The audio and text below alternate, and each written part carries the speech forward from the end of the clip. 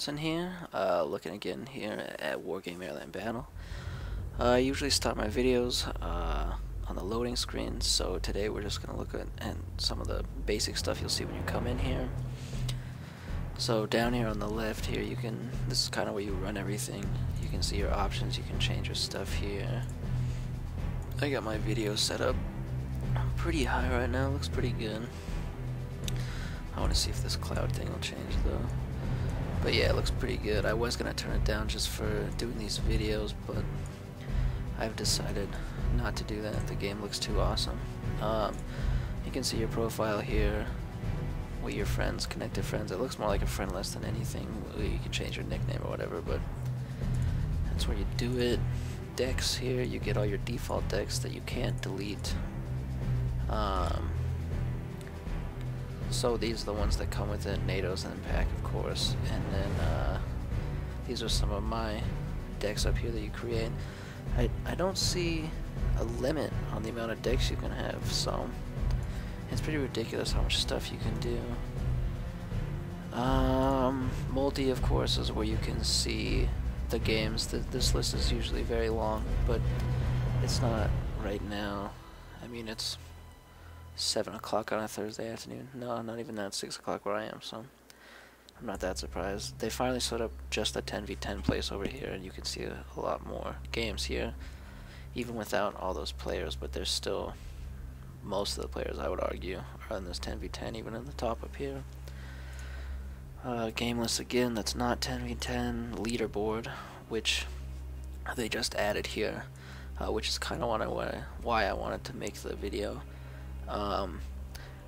Because it looks like they finally brought in ranks here on the left, and there's this rank game here where you can create a rank game.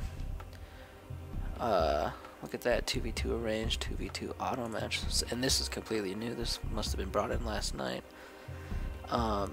So I haven't tried that out. I will make a video if I do end up trying that tonight, but I'll try it for sure this weekend. Let's see here, and then there's a skirmish, of course, where you can play against the computer, which 2 weeks ago they didn't have, but they've added in since then. And you can do easy, medium, hard, very hard. Pretty straightforward. I would never play. I still haven't played as NATO, is what I meant to say. Wonder if you can switch this. Of course, yeah. So then, it looks like you might be able to do up to a 4v4. I don't know if you can do that with friends, it doesn't look like it yet, but maybe. And then, also under deck, they used to have a other button for it, which is what I was going for, but under deck you can go to your armory. So you can see all the units in the game, what they look like.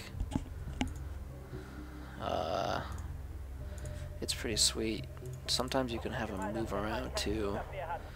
If you click somewhere in there, those guys aren't going to move. Actually, let's try with a tank. See if we can get this guy to move. Yeah. You can get him to move around. You can see the front and the back of him. And then, of course, the stats over here. We've got the 3 weapon categories, the country, how much they cost to get in, what their basic thing is up here. So that's like a tank, obviously, and then infantry. You can have these guys specialize in missiles. Cost 10 or whatever. You can see all of their stats down here. Optics is important. Size is pretty important if you're trying to run stealth. Speed is important. Obviously, if you're planning on moving around, infantry don't move well by themselves. They have to have these vehicles around, and if they don't, then it's pretty hard to move them anywhere on the map. You can see also the stealth, which is good if you're stealthing around. Fuel capacity, because some units do run out of fuel. The year they were born in, that helps if you're making a certain deck, because you can make decks, you can make them better depending on the year limit you set for yourself. Like I said, you could see only NATO units, only packed units. You can see all of them, every nation. All the stuff here. Planes is always fun to look at. These NATO planes look really nice, but I still haven't played with any. Maybe I'll make myself a US deck sometime. So you can always see those, create a new deck. In the center here, you click on that again. That's just your profile. The same if you went over here. This also tells you the level and gives you the amount of stars you have, which I still haven't figured out how to use. I have heard that this is going to reset when launch happens on the 22nd of May. So we'll see if that happens. This is about 22 hours of gameplay, 23 hours of gameplay maybe, to get to level 6. And I win most of my games. So I don't know if you get more for winning. It would make sense only if you did. So that's that. You can bring up this message over here. Guys just talking about how much they know about World War II and other wars. That's pretty funny to read sometimes. You get some serious trolls there, but overall it's a pretty good community. You can add yourself a friend, and then it looks like you can delete what was previously put up. As far as, yeah, so you can delete all the crap there if you're paying attention to something, or if you just want to keep on top of it. And that's basically your user interface before you get into the game. So thanks for watching, and I'll see you guys in the next game.